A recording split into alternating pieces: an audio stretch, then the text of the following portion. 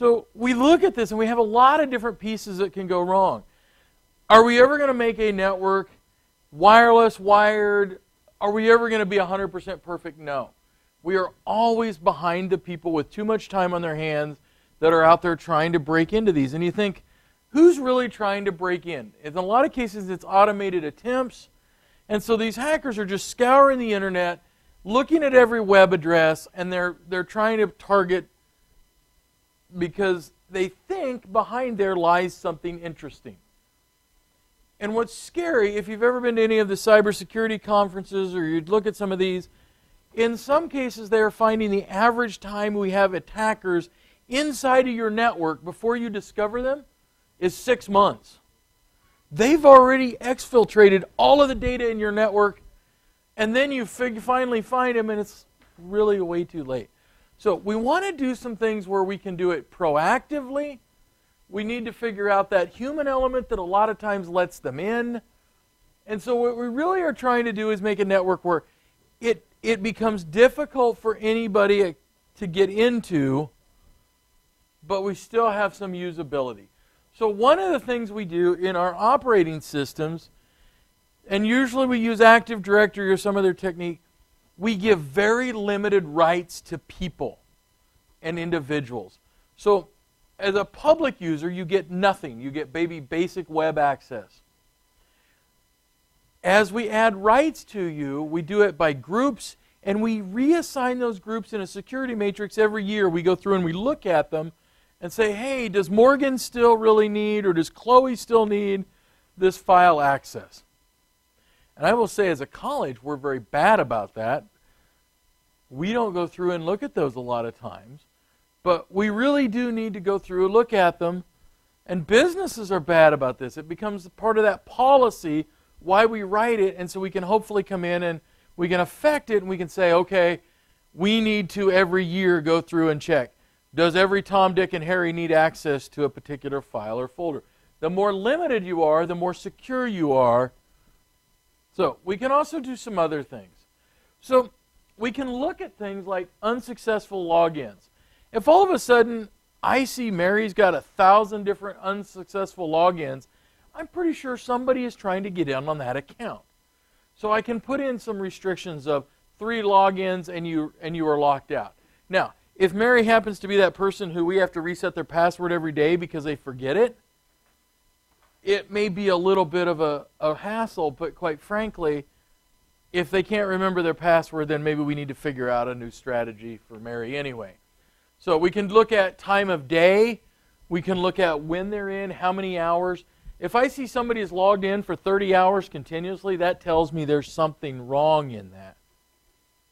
And we can also do what we call quote-unquote secure passwords, which are really not that secure, but again, it's better than the alternative of not using a password at all. So one of the things we do in our operating systems, especially through Active Directory, is we enforce policies on passwords. So you can't use a password that's been used previously.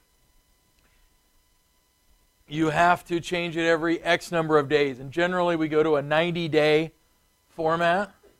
So we can put those policies in and we can create some kind of a control policy. So those rules allow us to do some things. We can add biometrics, and sometimes that's something we do. We can use like the smart card technologies like you guys do for some of your dorms. You have a card swipe, or if you've been to a hotel where you just walk up to the door and it can see you like 5 feet away. We can do those kinds of things to see.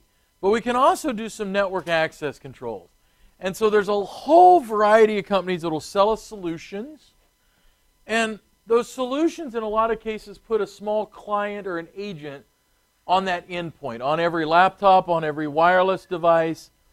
And how those work, there's really 2 different kinds. There's what we call a persistent and a non-persistent. So one is installed permanently. So when we install the software for the computer, we install that. So you guys have one in here on your computer.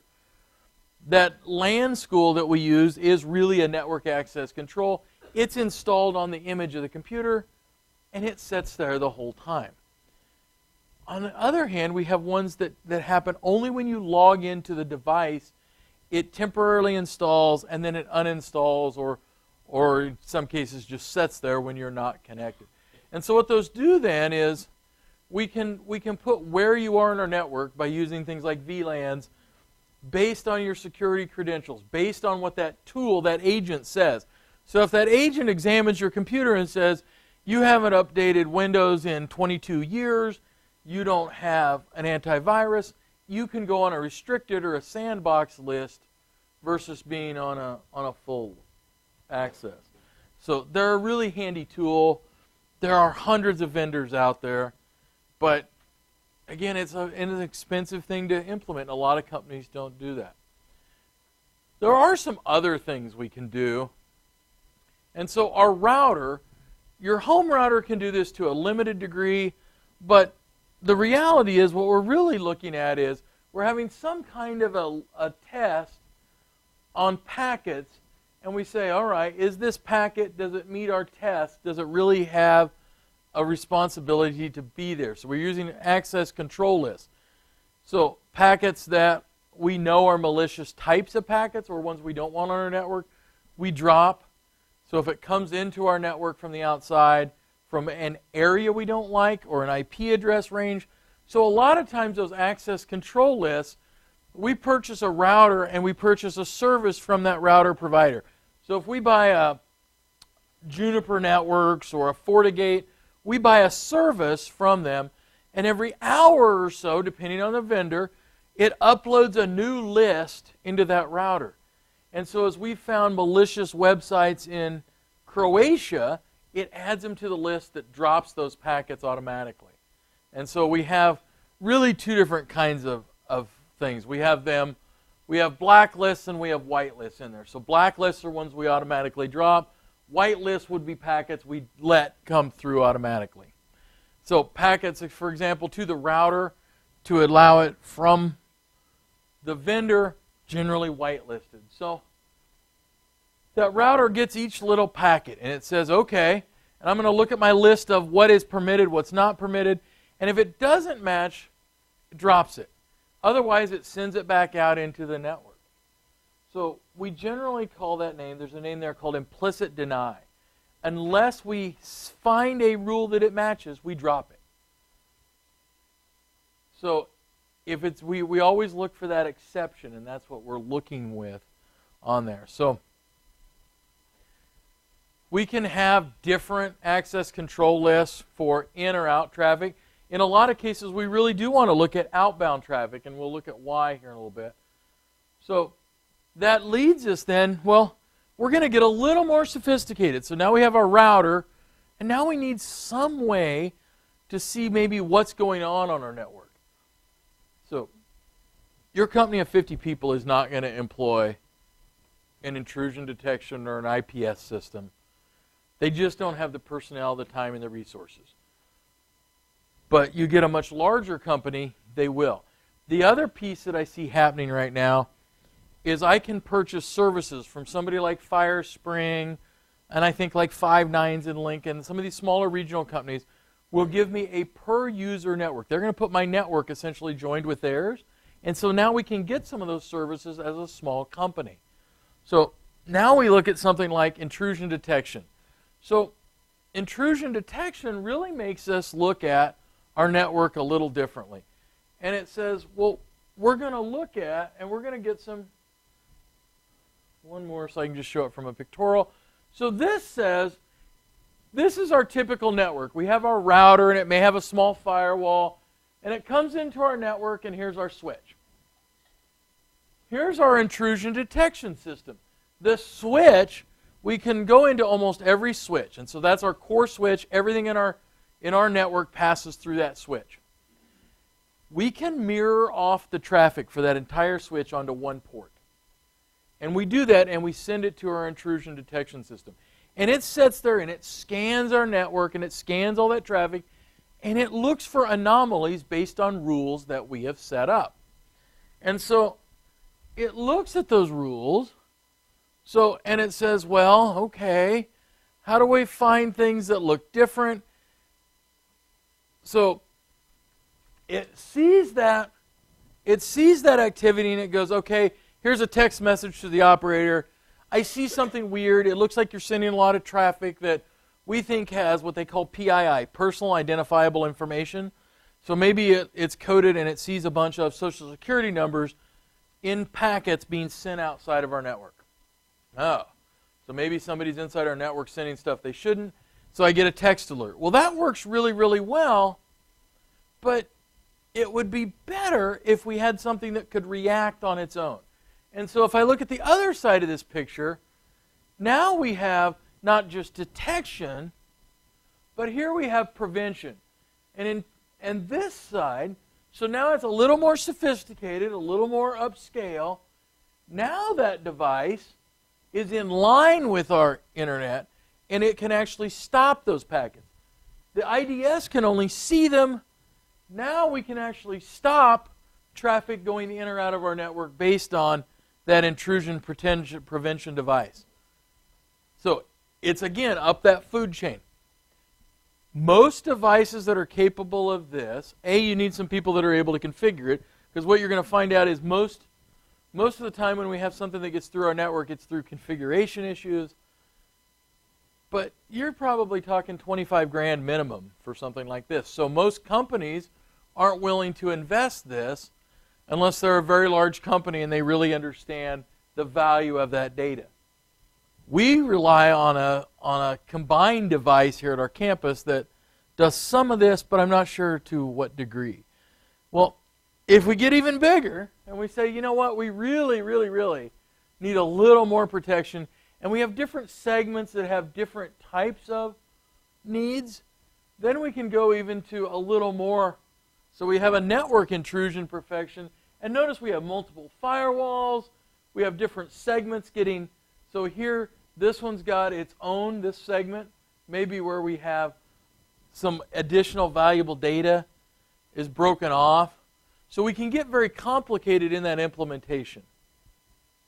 But what we're trying to do is make sure that we have a computer that's compromised, or we have an employee that's compromised, either one, and they're sending data outside or pulling data in. We can see that bad data, and we have the ability to block that. So we hear this term all the time, a firewall. And a firewall is really an interesting device. It sets in line, so your internet comes into to the firewall. That firewall looks at that traffic, and it blocks traffic based on a set of rules. Firewalls, though, traditionally are not very sophisticated compared to the intrusion detection. It doesn't examine necessarily inside of each packet. It doesn't examine the data. It only examines, to begin with, where it's going and where it's coming from. And so they're a good first step. Now, a lot of companies are building more and more sophisticated firewalls that now are starting to look at that. So as the firewalls get more sophisticated, they can do more things. But, for example, this couple $100 Netgear isn't really a great example of a firewall. It looks at it and it's got a limited set of rules, and it says, well, okay, I'm going to deny or I'm going to block that, either one. And so it really just sets in between you and a network. We may have them in other places. And what it really does is block things either direction in some cases. Some are one directional. So this device you see here is only going to block traffic going one direction into our network.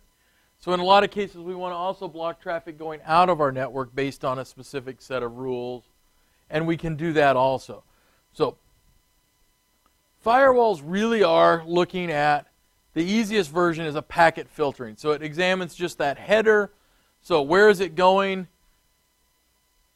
or where is it going to, and it blocks it. So we can subscribe to a service. Now that little Linksys doesn't, but if I upgrade to, say, a WatchGuard or an ASA 400 or something, you can find ones that will get rules pre-configured, and they will block that. My home router for $50 says it has a firewall on it. And it has a very few built-in rules, and it will try to block them, but it's not very good at it. So we can also customize settings based on our own needs. Sometimes that's helpful, sometimes sometimes it's not. And so what we're starting to see is we have this list of rules that it's doing, and it says, okay, well, I'm going to necessarily, sometimes I'll block ports, so we know that some things, for example, gaming servers we want to block. We may block certain types of transmissions. So they're becoming a point of, we need one, how much do we need one, and how much in depth do we need it? And so as we get more and more sophisticated, now we start to come up with ones we can do more things with port blocking. And then as we increase that cost in a lot of cases and what their capabilities are, we go, well, we have ones that can encrypt our traffic, and that's really good. Rules, we can build in rules pretty easily. So some of them have a very English language menu where you can say, I want only packets to do this. We can then start doing what's called content filtering. Ooh. Or in some cases, we use a term called packet shaping. You guys, when you logged onto your network here at the campus, you said, I am capable of using packet-shaped traffic. So if you try to get onto like a Tor network, if you are trying to file share, it will block a lot of those. If you try to do a lot of services, because it actually looks at the traffic versus just at those headers. So we can spoof the headers, and we can say, no, it's really just a website, and what it's really doing is moving a file on your network. Well, the more sophisticated firewalls start to look at that. So most of the time they also have some kind of a logging or some kind of thing we can look at where it's getting hit from. Again, the more money you spend, generally the more capability you have. So we also have what's called stateful and stateless. So stateful looks at the existing stream, so more than just one packet to monitor that what's going on. Stateless says each incoming packet is treated individually. Well, if I look at the entire content, so think about a book. If I look at a book in case of just one word, it doesn't tell me a lot about the book. But if I look at the entire book in total, I get a different picture. Because if all I read is the phrase dick when I'm looking at Moby Dick, that's probably a different impression I have in my mind than when I read the entire book. And so think about those terms. So unified threat management. So now we said, okay, we have all these devices, and it's one of the things you're starting to see is we're merging all kinds of pieces together. And so now we have a new term, because we like to throw out new terminology.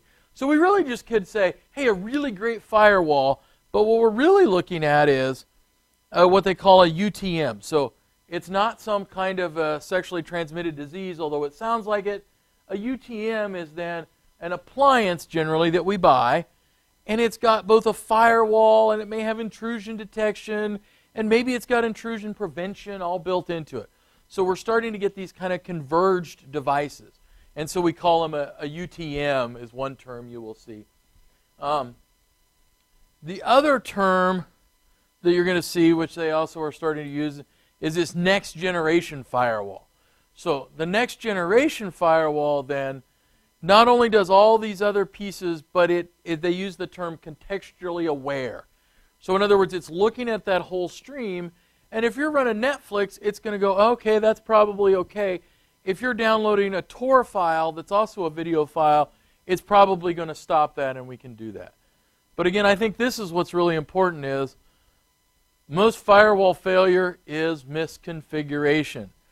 If you're not a firewall expert, and I'm not a firewall expert, in a lot of cases when I do consulting and I tell a reasonably large customer that these are the pieces they need, I have a list of vendors that I say these are the people to go to, and you can bill through me, you can do it yourself, but you are going to hire an expert to do those configurations. You will pay for a service that comes across and does that configurations on those UTMs, and you're buying that service. You're buying that team of professionals at WatchGuard or Fortinet or any of these companies. You're buying that service because most small companies don't have that knowledge. Most large companies, quite frankly, don't have that knowledge. People get pulled into a lot of different areas, and it's hard to do that. So proxy servers, if you haven't heard of them, are another term you may see. So a proxy means we have something between us, between the internal and external networks, and a proxy can really screen all of our traffic into our network. We can also store information. So if I look at the Lincoln Journal Star, and maybe as an example, if I'm going to be guessing, because we have a lot of employees from Lincoln here, I'm going to guess that we have 100 employees that log into the Lincoln Journal Star every day from Peru. Well, what this proxy server is going to do is the first person that requests that Lincoln Journal Star, it's going to get that information, and it's going to have that web page, and then the next time somebody asks for it, it's going to say, oh, only those websites that are updated on Journal Star get. So it can be used as a way to minimize my internet traffic, but I can also control my traffic because everything goes through there. So if I'm only using it to put content on and reduce my internet load, we call it a caching server or a caching proxy server, but we can also use it for a lot of control purposes.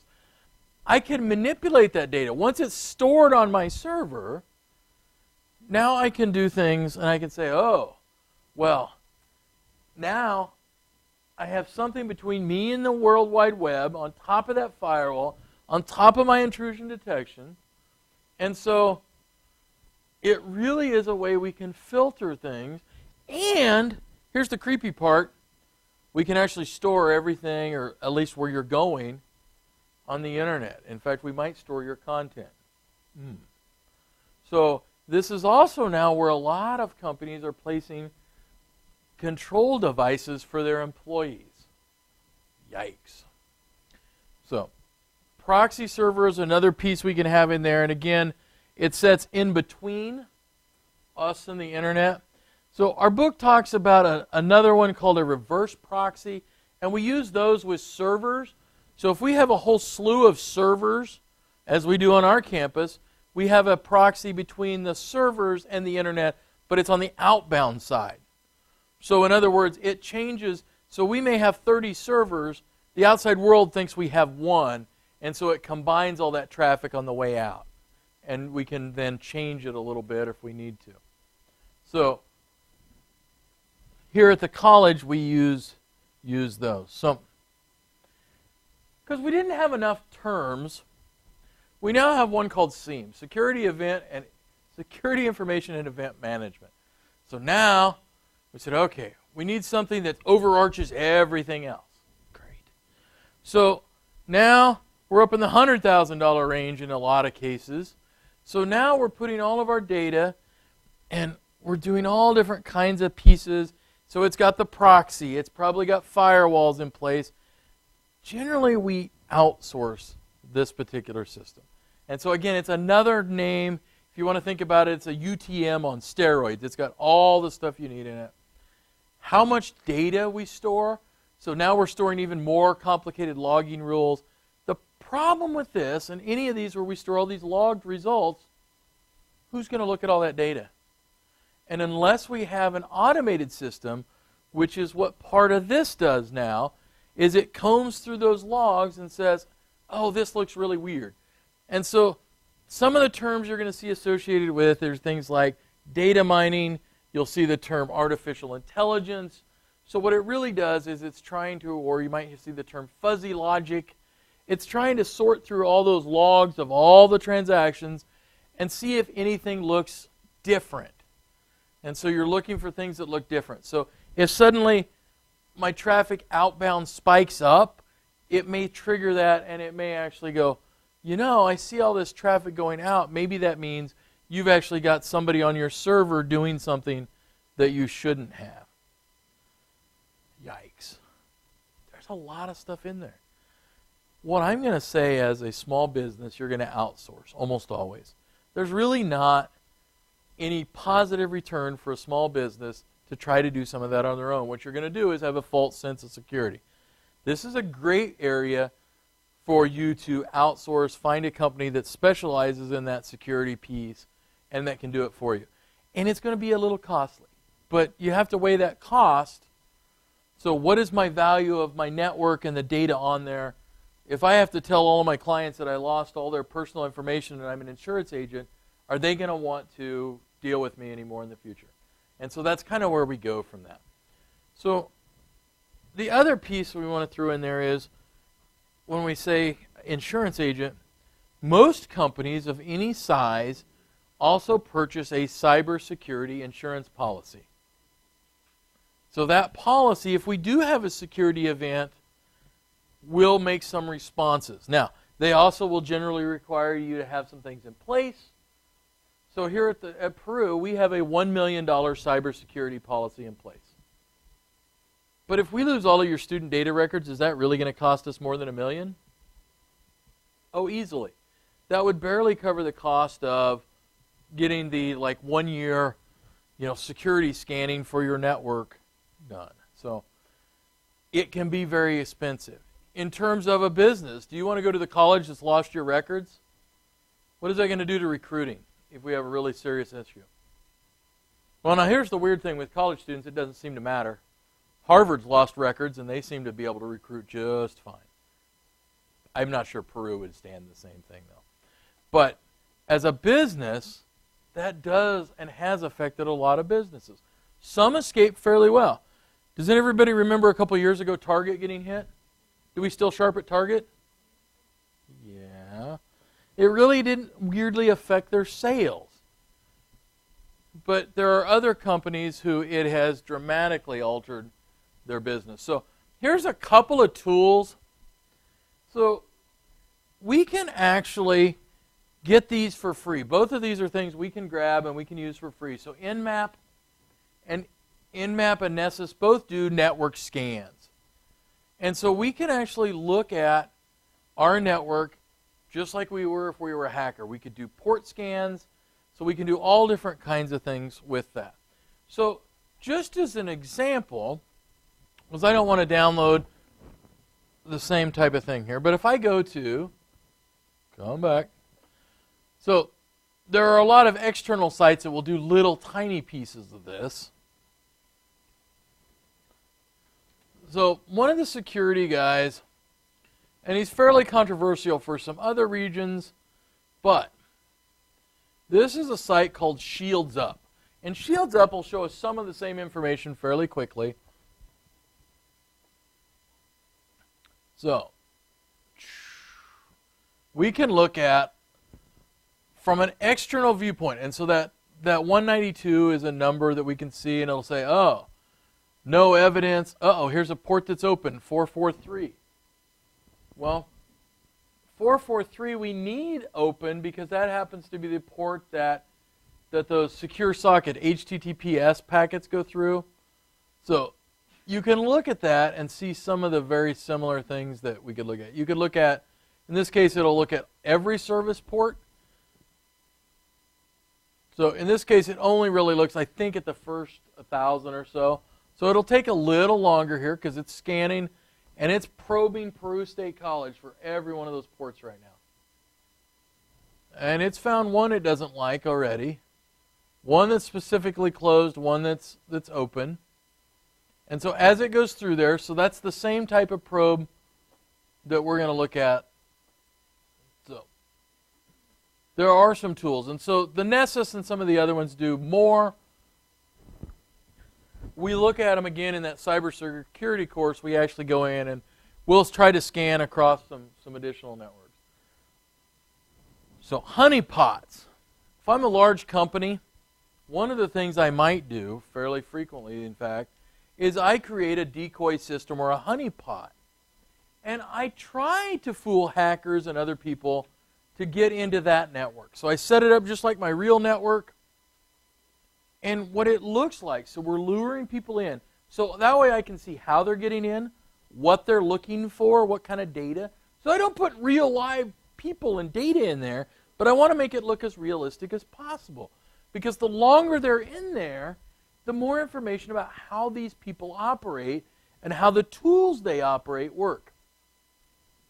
So a honeypot is really an interesting task. I will say that as a school, at Peru State, we don't have a big enough IT department or a big enough size for us to really do that. It would be interesting, but there's not really enough resources for us to do that. General Electric, level 3, very large corporations do a lot of those. So,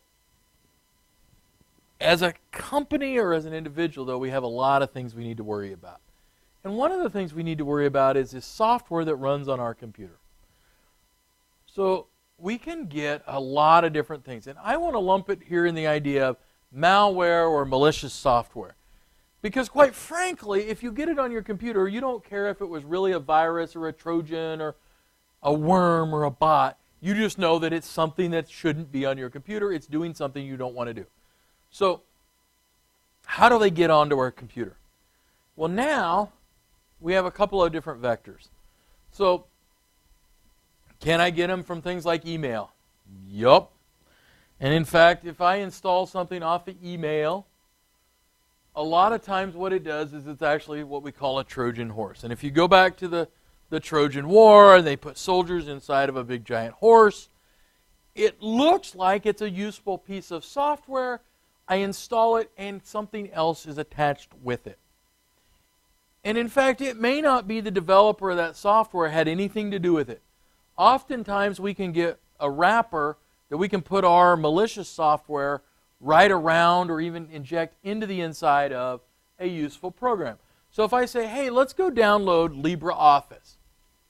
Great. And you search for LibreOffice, but you're downloading from a third-party site, it may well come with a Trojan horse buried into that. The one we actually saw recently was in the web class, we make you guys use a program called FileZilla. FileZilla is a great program. Some of the websites that you could download it from, though, were actually wrapping it around a Trojan horse. And so there was malicious software going to your computer. That software wasn't the worst thing I've ever seen. It would track your habits, and it would actually change your search engine. So not horrible, but there's a lot of different ways we can get into it. They can store, and where they store themselves becomes interesting. And now we have some that are kind of this weird blend of different pieces. They will alter themselves to avoid detection. There are some very, very, very sophisticated pieces of software out there. So, a lot of these now spread on their own. So, we have to worry about how are they getting there. Anytime we have a computer and it's on the internet, it is vulnerable, whether it's through a web browser, and a lot of web browsers we found are vulnerable to some additions to them. So right now, one of the biggest additions we have found is actually cyber coin mining software being installed into your browser. You don't even know it's there, and it's coming from thousands and thousands of different websites, so it's hard to even say where it's coming from, but you become part of a giant botnet. Your computer then is mining for cyber currency. And some of the newer ones that are out there, like the Ethereum and the Litecoin, is what it's actually mining for. So the one we've all heard of, that Bitcoin, which recently, as of today, was at $7,700 for one Bitcoin, and at the beginning of the semester was at $2,000. Pretty good chunk. So they're mining for that. And because they can distribute it out over 1 million computers, they can then generate some revenue that way. Meanwhile, it's using your resources, making your computer slow, and in some cases, it's pretty hard to find. We're always behind the people writing this kind of malicious software. So, things we know that seems to be bad. Some of them encrypt themselves, some of them hide, they bury themselves inside of Windows files or what looks like Windows files. Every time they go to a new system, sometimes they change. So that's a term called polymorphism. Sometimes they change every time your computer starts up. And they incorporate pieces that will make them change to variable names. They are getting very, very, very sophisticated. The amount of computers that are infected are huge. Depending on which source you read, some of these pieces of viruses have been anywhere on computers for days to weeks to months. And even now, we can't find them with some of the antivirus software. Sometimes we have ones that are designed for a specific time. Somebody writes one that's based on, their mother's birthday or something because they're, very concerned about that. So malware is a horrible situation we have going on today. How do I deal with it? Well, you have an assignment actually in the discussion board, and you're looking at malware software and antivirus software. One of the things I noticed on several of them when I looked through there, so it's a little different if we're looking for our personal use or our home use versus a business. So one of the things to look for when you're looking at for a business, does that software have a way to install it remotely so I don't have to go to every computer? So think about here at Peru, where we have hundreds of different computers.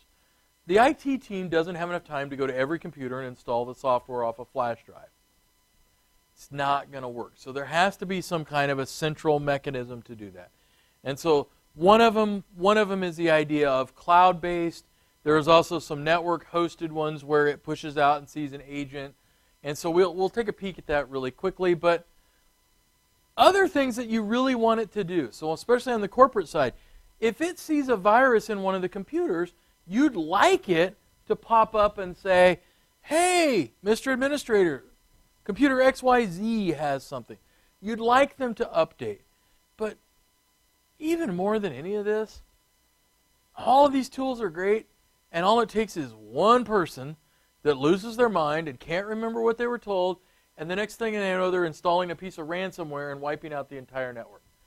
Or you've given them access rights to too many files on a shared drive, and they accidentally just deleted the entire corporate history or the corporate reports. And that happens a lot.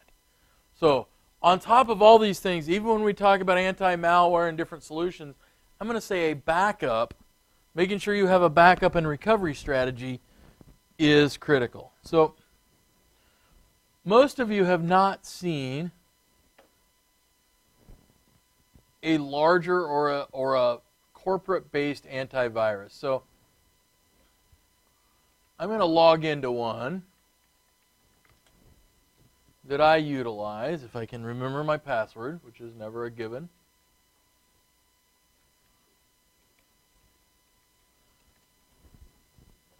So, and I'm going to log into a particular customer because I know that they have given me permission. So, log in. All right, so this is a corporate antivirus system. This is actually, it's now labeled a vast business, but it is actually a product that was owned by AVG.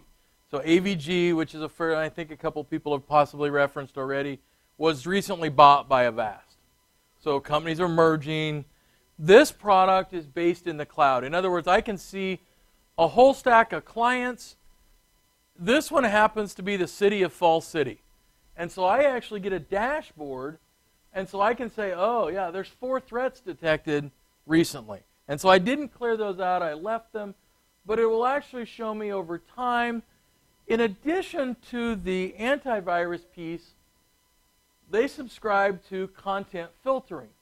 And so this shows me a report of which things triggered and on what days did it trigger the content filter. So the content filter looks for, there's a whole group of different sites. There's things like pornography and gambling and shopping and all different kinds of things. So this is what it looks like from just that dashboard view. And so it's a fairly comprehensive piece. I can look at items by, come back mouse. So I can look at devices. And so now I can look at all the individual machines in that group. And so I can see which ones have, so notice not all of them, because of their job or where they're at, have the content filtering available. It's got a remote control solution. I can see what version of the antivirus they're running. I can get, if I want to. So this particular one runs a point-of-sale system at a counter. I can actually click on it, and I can actually remote control that system. So it gives me more information about it there. It says, okay, there's my IP address, MAC address. I can, in theory, uninstall it. So I can look at the content. In this case, we didn't figure anybody was going to stand up at the counter and actually do things with it. Now, I could be wrong, but it's right in public view, so most people aren't going to do a whole lot with it. That content filtering costs an additional charge per month per unit, and so in some cases we made that decision that those were or weren't going to be included in there. But if I want to add a new machine, I can just come over here, if I can read that. Which one do I need? So I can set an agent. So I set an agent on a machine, and notice because we have 3 different distinct WAN groups, each one has its own agent.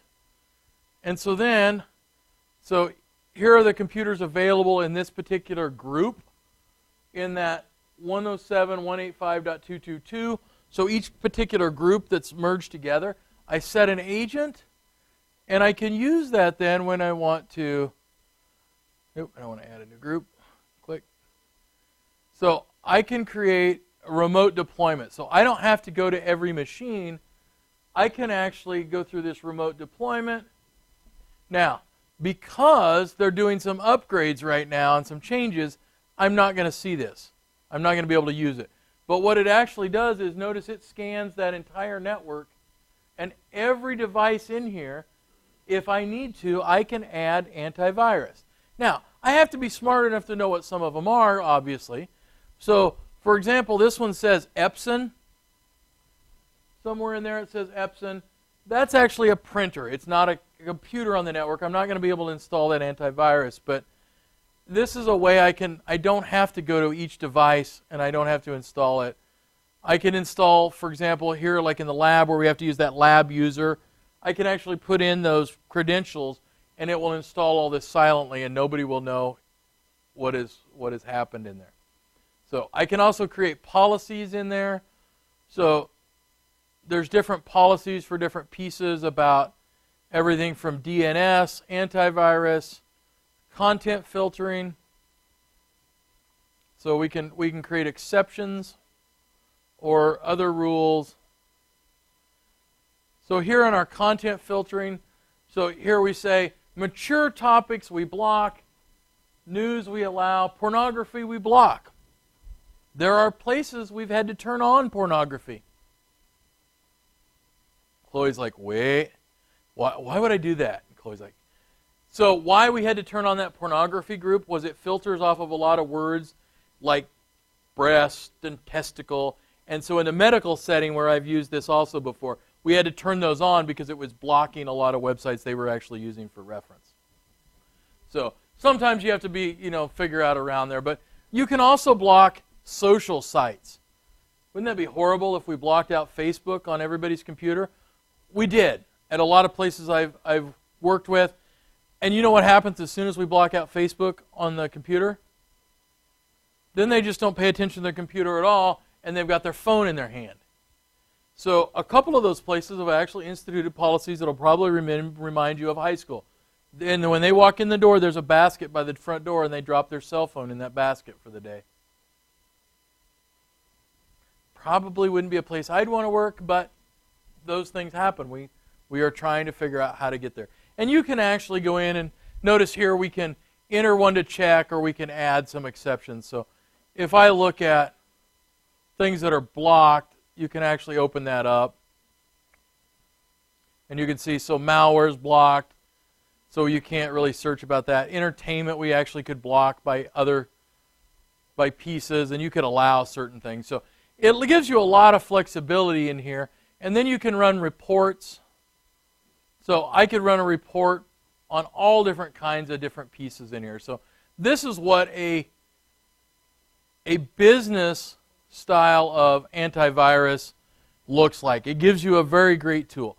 In this particular case, this system runs about $40 a year per computer.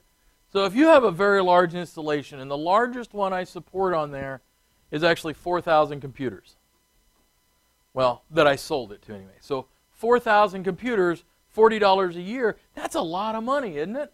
Now in that case we worked a much better deal, but with the parent company of that, but antivirus and malware are not cheap. And so one of the things I hope you come out of these classes is, yeah, it's not just buying that $300 PC at Dell or at Best Buy. There's a lot of additional costs in that, and how we monitor that.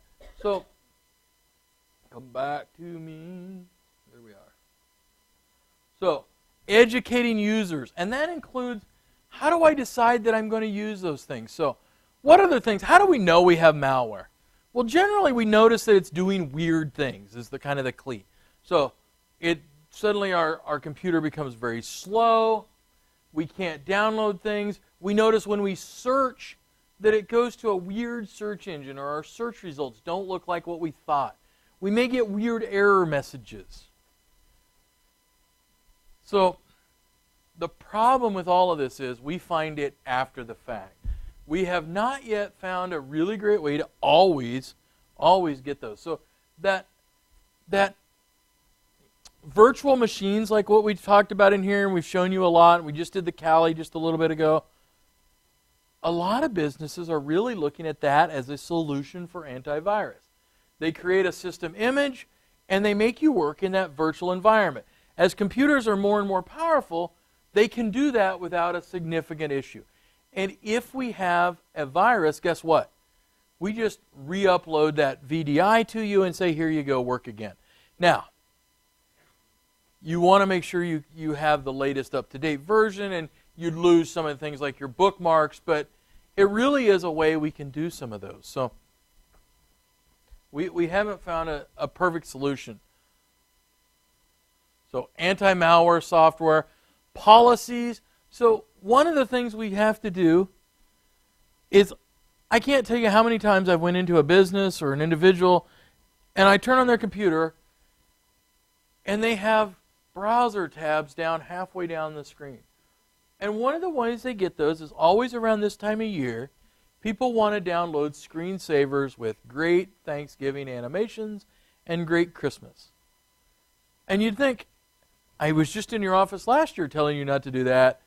Great, now we're doing it again. Because people, we have to balance what they can do with what kind of bad things. And screensavers are notorious for containing malware. And I know that seems silly, but people like them. They look innocuous. So here's my Christmas screensaver, and now I've downloaded something on my computer that is spinning up cycles. So we have to deal with people. Unfortunately, if it were just a technical issue, we could probably solve some of those pretty easily. But the reality is we have to deal with people. And people are ugly. All right, so make sure you've done the discussion board because we're looking at antiviruses. Make sure you look carefully at that pricing, because I know I saw one that somebody had posted that I think it was Norton Endpoint or Semantic Endpoint, that it was $99 or something for 75 users for a year. No. So double check on the math on that. Because for 50 users, you're probably talking on almost any version of a software, $2,000 to $5,000 a year for that antivirus software. And it's a lot of money. Not on the business side, though. Is it that cheap for 50? Okay. So if they have a lot, but even that, you're still a pretty big chunk of. That's, if they're down to $13, that'd be a little suspicious, but per user. Oh, $1,399 per user. So one of the things that I have seen that comes out of this also now is, I'm a small company, and I want to just take a hands-off approach. And so there's actually a company in Nebraska that I looked at, and you may have heard of them. They're called FireSpring, and they hire a lot of people. And FireSpring says, you bring us your computer, or we let you into your computer, and for a certain amount of month, we'll handle your antivirus, and we'll handle maintaining your system remotely. So does anybody want to know what that costs a month? What do you want to guess? Per computer. Or you can cheat, go to FireSpring. So the cost that I keep finding is about $40 a month per machine per month. If you get a premium service that lets somebody like that come to your house, you're talking anywhere from then probably $50 to $100 a month per machine per month. So what I want you to get out of here is IT costs also can add up significantly. So it's not just the cost of the hardware, it's not just the cost of the software, it's that ongoing maintenance. Kind of like when you buy a car. You have to keep feeding it gas, you have to do oil changes. So it's kind of one of those costs. As a student, you guys get kind of used to being able to use free and very heavily discounted tools, and that's not always the case. So make sure you complete those assignments. I sent out a message about, because I had a lot of people that didn't get in or get completed the assignment from last week, the remote control assignment. So if you are not able to get in, one of the things that seems to be happening is when people leave the server, they close the team viewer down. So don't do that, because then you just shut it down for the next user. But only one person can use it at a time, so that makes it a little more difficult. And it takes a while for that team viewer to navigate through our firewall and get here. It does get here, so give it a little bit of time. You can also do, and as a clever approach, one of the students introduced me to this thought, and I hadn't even really thought about it. TeamViewer's got an app for your phone. So if you only have one computer and you want to use TeamViewer versus the instructions in the book, you can install TeamViewer on your computer and access it via your phone. So you can look at it that way also. So there's a couple of different options. You can certainly, if you have two machines, you can do it either using TeamViewer or the instructions using remote desktop in the book. So make sure you get that turned in as soon as possible.